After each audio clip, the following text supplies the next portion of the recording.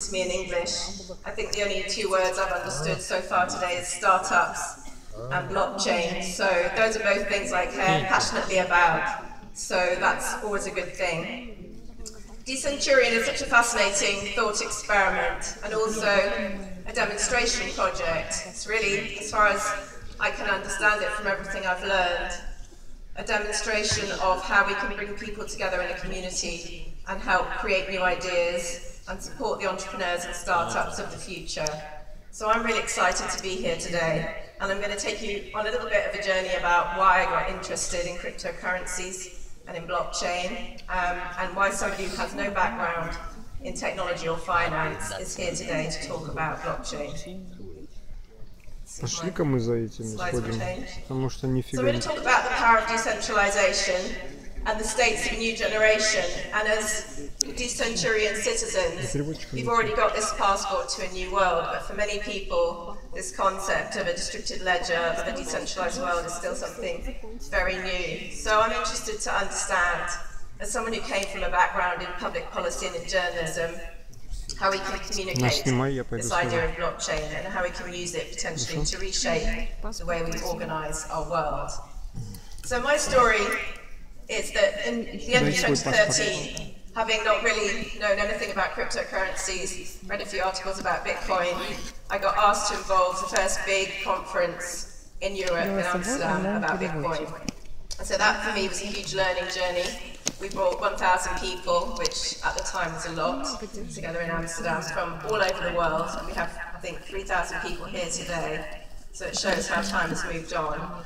And what I started to understand was that, first of all, there was Bitcoin, and that in itself was a revolution. So we could suddenly have this peer-to-peer transaction online, we could have this online money, and we didn't need a bank or a third party or a middleman in the way to allow us to transact.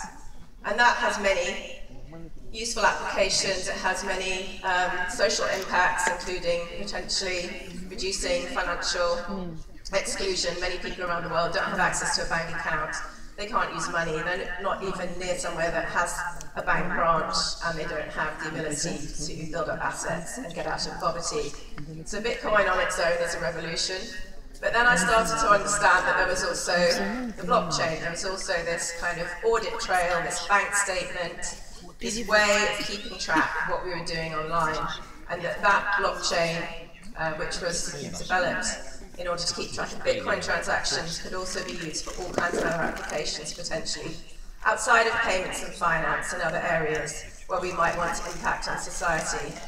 That could be healthcare, it could be the energy markets, it could be lots of other different things. And so I got very interested in taking my original experience, being a communicator, being a writer, telling stories, and I thought, you know what, this story is not really being told. There are many people here who are brilliant technologists, who are great computer programmers.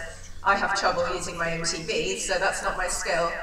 But my skill is being able to take those ideas, hopefully, and transmit them to a wider audience and to people in business and in public life who want to understand what this blockchain revolution is all about. So this is where I'm coming from. It's about teaching and learning, and it's about understanding not just what these things are, but also potentially how they can go wrong. So 2 years ago I set up my company Unblocked. What we do is try and make blockchain accessible. So we hold a number of different events. We act as a kind of hub for information and education. I do a lot of interviewing of people. As a journalist, I love to interview people because I like to hear people's stories. And I think once you start to hear about what people are actually doing with the technology, they might be trying to encourage people to use solar energy and renewable sources of power because they care about the environment. Or they might be trying to institute a payment revolution. Or they might be trying to track babies being born in remote parts of Papua New Guinea who don't have access to healthcare services because they're not registered and they don't have a government ID. So people are doing many, many interesting projects with blockchain, and so I conduct those interviews to try and understand what people are doing and also to help others understand that as well. And I think if you look at it as problems being solved, rather than talking about hashes and nodes and permissionless and trustless and some of these difficult words, it's easier for people to unpack it and to see what blockchain can do and what kind of society we can build. So we do events around particular themes, unlike the normal blockchain events, which tend to be quite broad.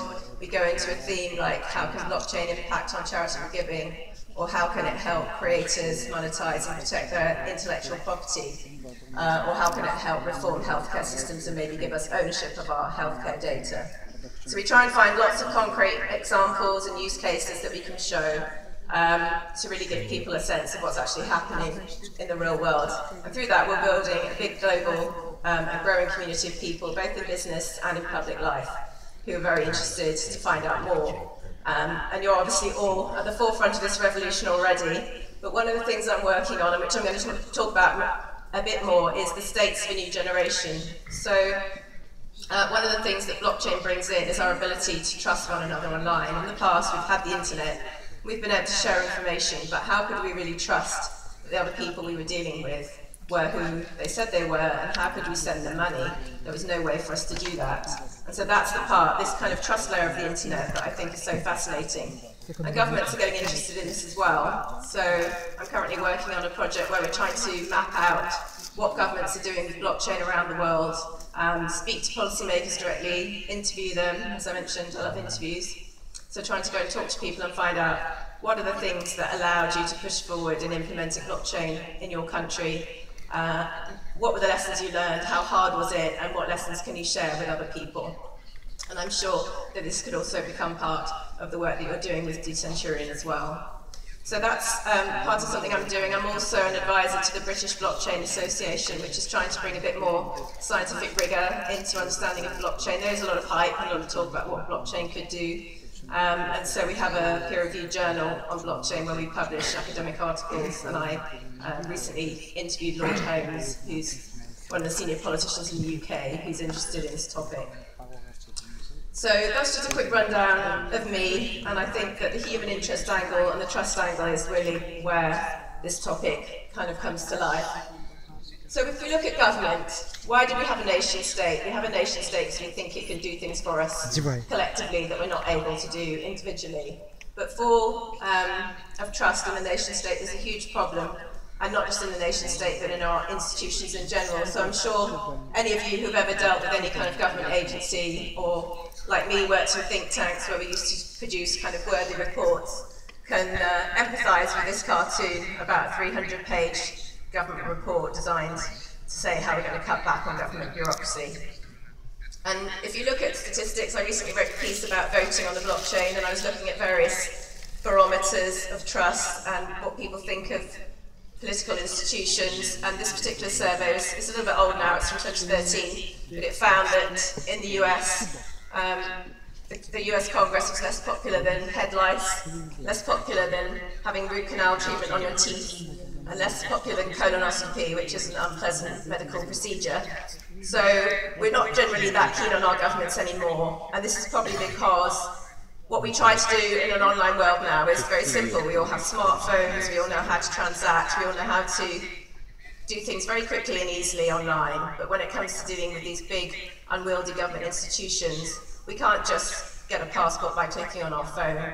We have to go through a lot of steps, a lot of bureaucracy, a lot of human pain and suffering and hassle which comes from lost test results in the medical system, or welfare benefits for people who are very underserved, who are often very poor, who don't receive their payments. And so we're starting to kind of lose trust in these institutions. And when we vote, nothing changes. We may vote for a different party, but the system kind of rumbles on the same way, and so we don't really feel empowered. We don't have a stake in that system. And how can we feel empowered when everything in an online world, in the rest of the world, functions very easily, but when it comes to our government services, we still have to go to a post office physically, or we have to sign a piece of paper, and we have to deal with some very slow-moving organisations.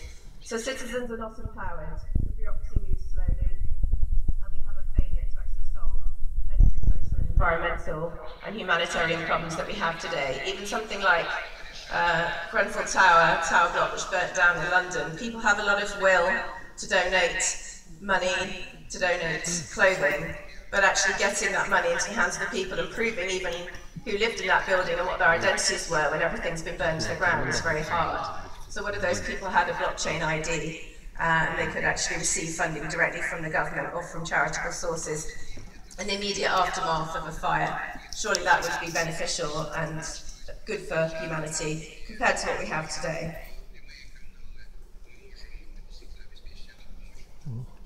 Это точно. So if we look at the nation state, we have the nation state essentially because prior to that we had a lot of wars, we had religious wars in Europe, we had anarchy, and we wanted to have an organisation that would defend us. And over time we've developed, many, many years. There's a long gap between 1648 and 2008, but we've developed welfare systems as well. We've developed a kind of social safety net, which is what we see as being one of the reasons we support government and one of the reasons we're still willing to pay taxes. But when we got to 2008, we had this financial crisis and we had a lack of faith in the financial system. A lot of people lost money, a lot of people felt conned and felt that their personal circumstances were damaged by the behaviour of big financial institutions. And the birth of Bitcoin emerged around the same time, perhaps not surprisingly, kind of filling that gap in public trust in financial institutions. And one of the slogans of Bitcoin, which I think we had back when I worked at the Bitcoin Foundation, was money without government. So it might seem ironic that I'm now coming here to talk about blockchain for government. And I think that some of the benefits of that peer-to-peer trust revolution can be replicated in government services. And if you look at just this year, more recent perhaps than some of the other comments I was making, you've got a record-breaking drop in trust. Edelman's trust barometer showed that trust fell 14 points to 33% among the general population in the US. And it was even higher among the so-called informed public. So we don't trust government, we don't trust the media, we've all heard about fake news. So how are we going to restore that trust? And that's where I see a role for blockchain. And I think it's important because there are consequences to a lack of trust.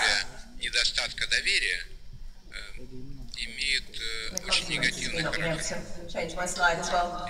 So, what's happening with the death of trust? We're getting a rise in populism, we're getting a lot of social and political unrest, and we don't know who to go to for information. We don't even trust science anymore, we don't trust the experts. One thing that we found in the Brexit vote in the UK, where I live, where we're thinking about leaving the European Union, was that actually people didn't really listen to the voices of experts when it came to discussion of the topic.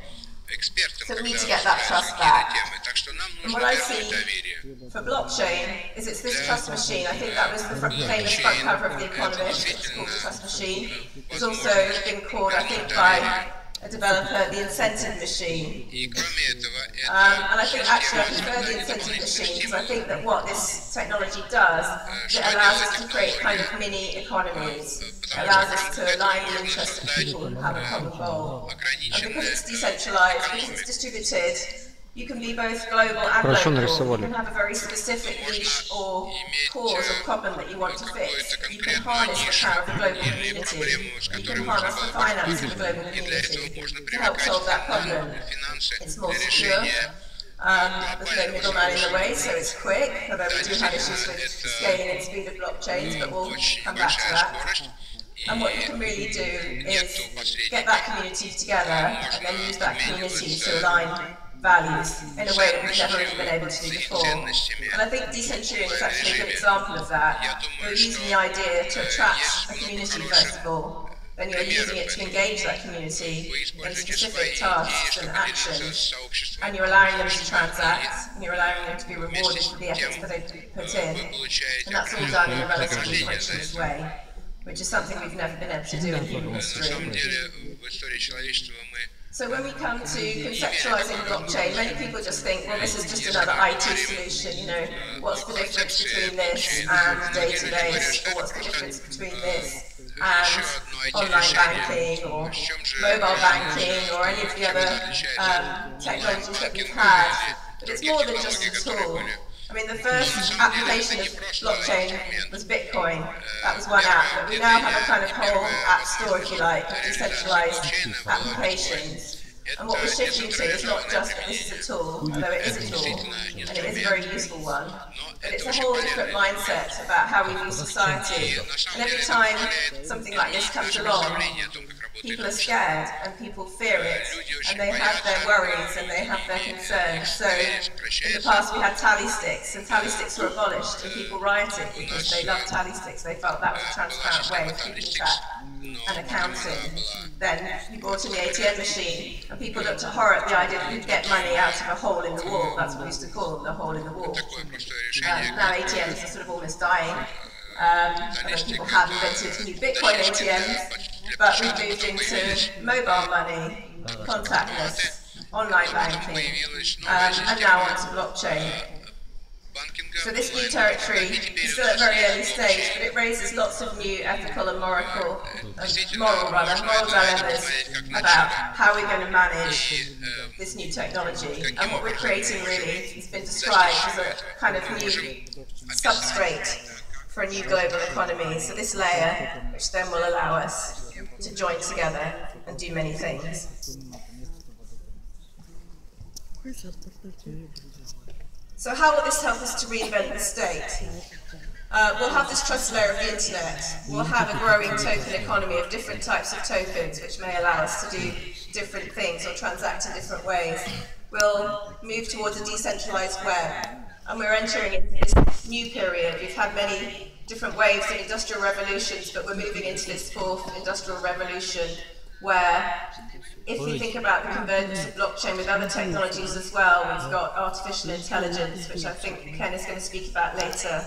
We've got 3D printing, we've got all the buzzwords, quantum computing, AR, VR, all of these things may connect with each other. So this poses a lot of social challenges for the people who set the rules of our society.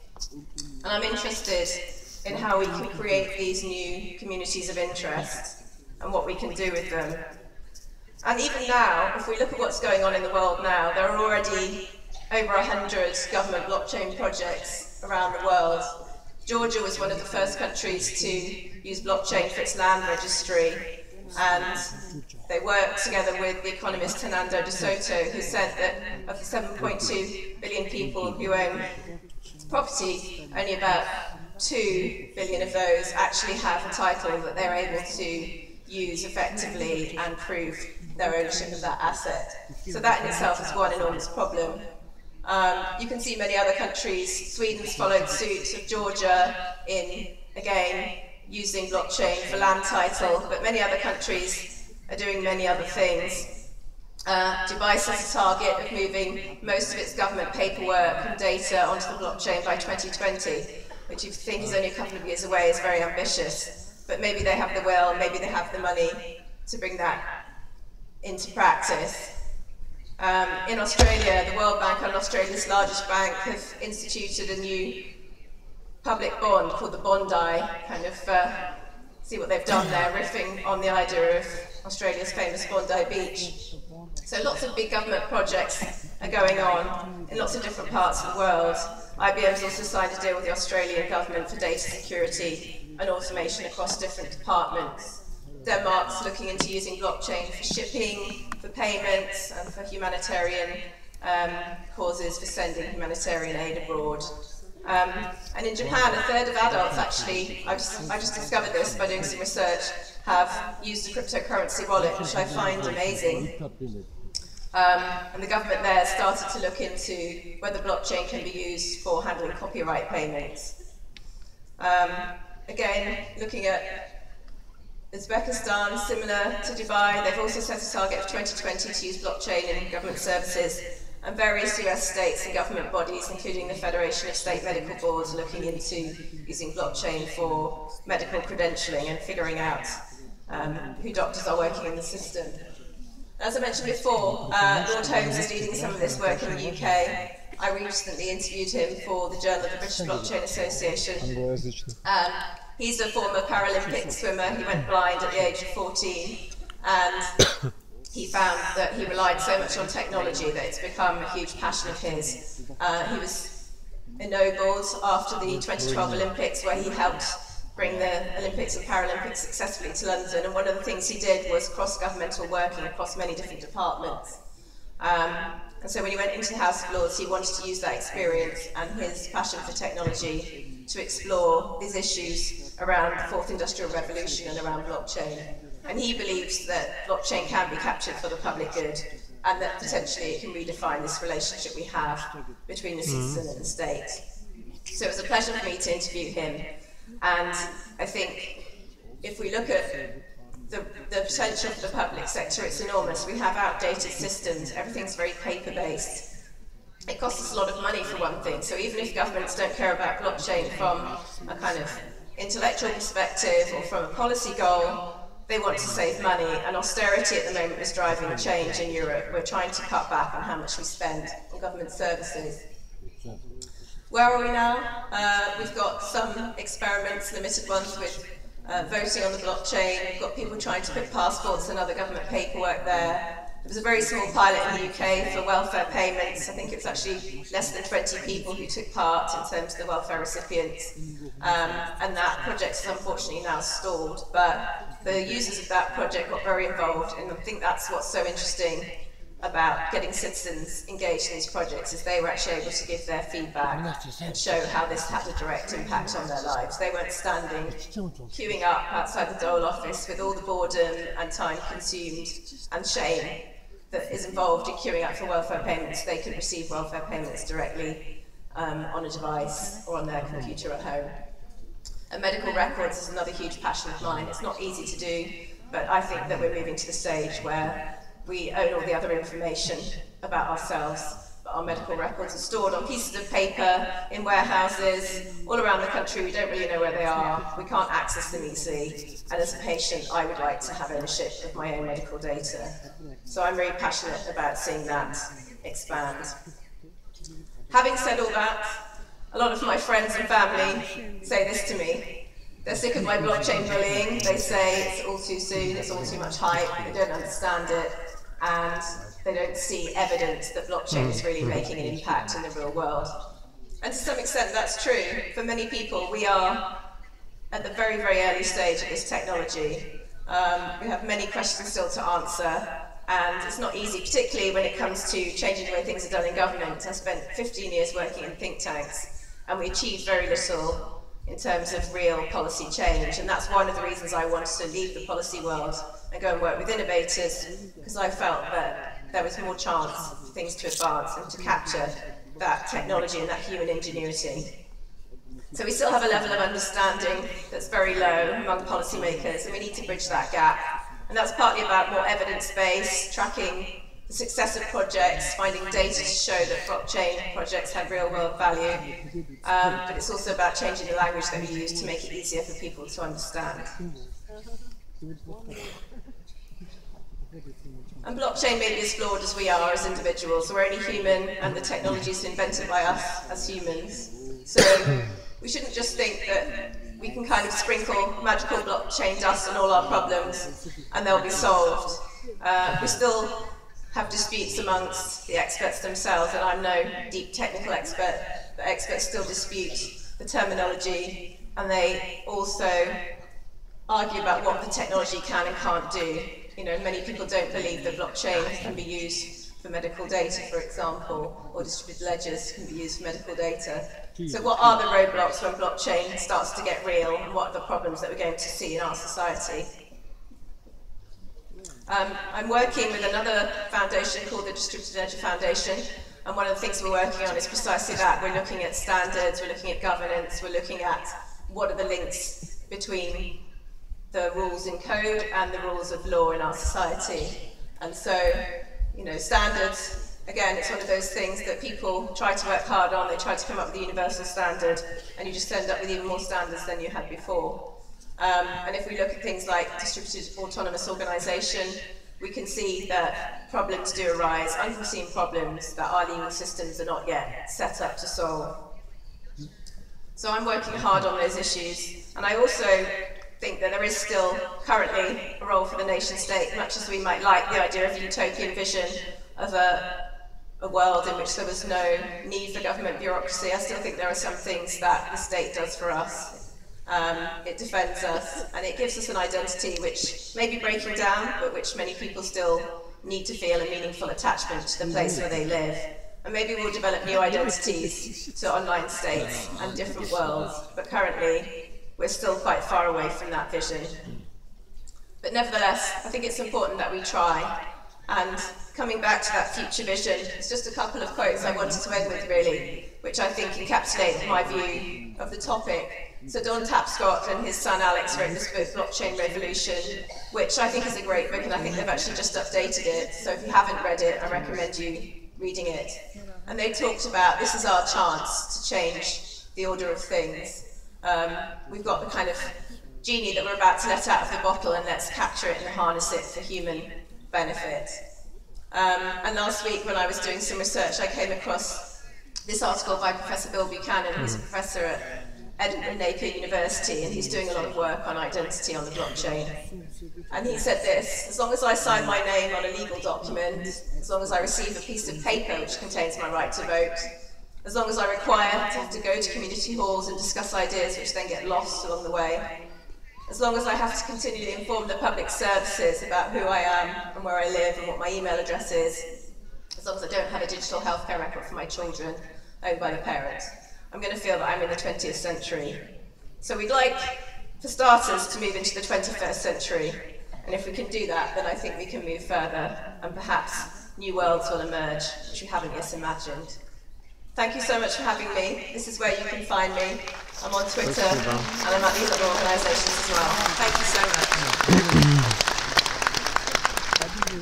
And my best of luck to all the startups that are pitching this afternoon as well.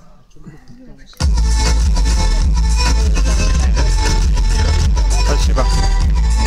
Друзья, обязательно посмотрите субтитры в YouTube. То, что она говорила, очень важная информация.